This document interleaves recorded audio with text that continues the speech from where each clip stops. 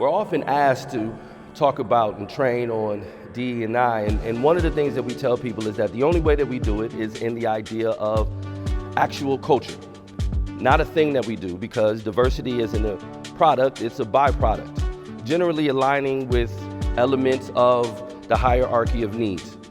Do people have what they need? Food, water, shelter, dignity. Do people feel safe in the space that they're in? Do they feel like they belong? Specifically, do they feel like they're wanted? Do they have the self-esteem? Do they feel confident in themselves? Are they secure in who they are in their place? And then how do they feel about themselves in the world? If you are a white man of a certain age, diversity probably sounds like everybody but you. And so in order to have people actually have passion and be engaged in what it is that's necessary in order to take this eternal endeavor well into the future, really for forever, you need everyone to be represented in that. Now, the trick of that is that not everybody is having the same experience. Not everybody is coming from the same perspective. And so we have to be thoughtful about how we address those folks who are disproportionately being affected by certain circumstances, certain policies, or just the conditions in which they live. And to do that, what we have to do is we have to follow the disparity.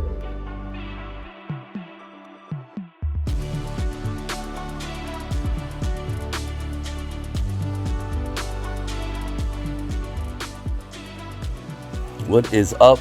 Welcome to another episode of Thinking Out Loud, but this is a special episode because we are here in the Gaylord Palms in Orlando, Florida at the RILA Asset Protection Conference. And this is a special episode because I have one of my new friends here with me, Crystal Banks. Why don't you tell the people what it is that you actually do day to day?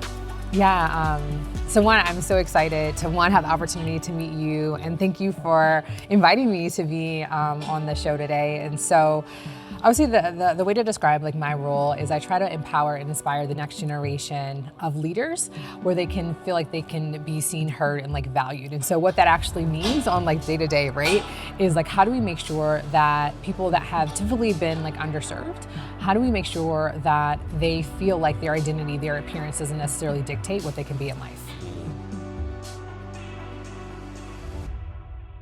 You are dealing with challenges that have run parallel to the existence of this country. It has never been right.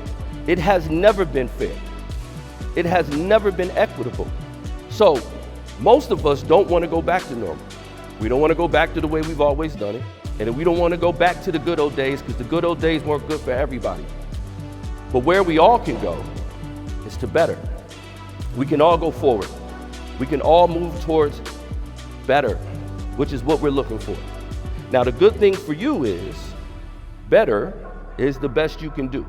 If you let people know that we're progressing and we're growing, they'll give you grace. They'll give you assistance in trying to become better.